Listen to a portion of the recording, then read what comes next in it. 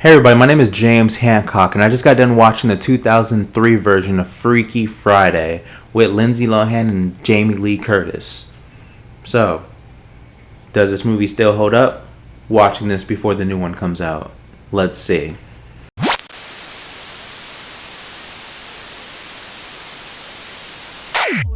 Honestly, when I first saw this movie, I was like 10, I think. And Lindsay Lohan was doing her thing. She was in like a lot of movies around that time.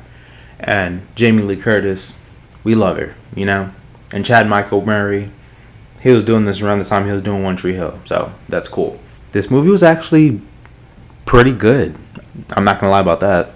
The vibes is like Disney Channel mixed with, you know, just early 2000s rom-com vibes.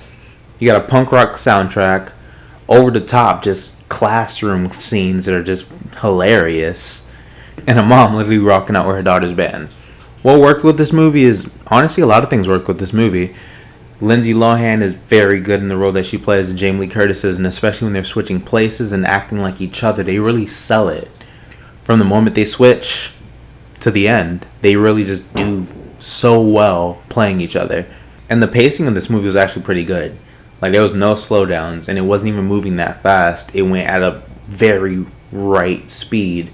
And I actually enjoy movies that do that. I missed when movies do that. Now the pacing is either too fast or too slow. But what didn't really work with this movie was a lot of the jokes were weird.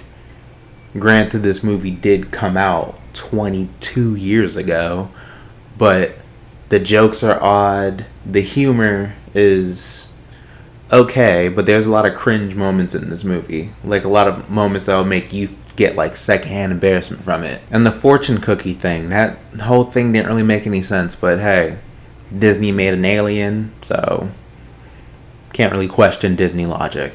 And with the standout moments from this movie, there's a lot of standout moments in this movie. But the real standout moment is the speech at the end from Lindsay's character being in Jamie Lee Curtis's body. It was just very nice, beautiful. I like that they touch upon what happened to her father. I love the fact that they really show you how you really have to be in someone else's shoes to fully understand what they're going through. You see the daughter's perspective, you see the mom's perspective, and you see it switch. So you see the daughter seeing the mom's perspective and the mom seeing the daughter's perspective, and really starting to understand each other for who we are instead of just complaining about who they are. And I really like that they do that. And, you know, another standout element of this movie is, you know, Chad Michael Murray. You get him from One Tree Hill, and you see how he is as a character, and he was really lovable around that time because he was, you know, the teen hunk that just everybody likes seeing in movies and shows. The chaos and heart-filled moments of this movie is comparable to 13 Going on 30 and Mean Girls. If you enjoy those movies, honestly, you'll really enjoy this if you haven't seen it yet. But I feel like a lot of people have seen this movie already. So if you guys are curious about this film and you want to see a movie that's from the early 2000s full of heart, if you're really questioning how movies were made and what they seemed like back then, look into this movie and you'll see how life really was like that. And how weird and awkward it is, but in a very entertaining way. And I rewatched this to get prepared for the Freakier Friday sequel, which is coming out this week. Lindsay Lohan's one of her biggest comeback roles. Granted, I know that she's been in the Hallmark movies, but this is going to be like her first like theatrical comeback role, especially with Jamie Lee Curtis by her side. I love that I can rewatch this movie. I hope that you guys can rewatch this movie. You guys comment below and tell me if you guys could rewatch this movie, what you guys actually enjoyed about this movie. There's a lot to love. There's some to hate. The characters are interesting. Everyone's coming back. Well, everyone that's alive is coming back for this sequel. So I'm pretty excited for that.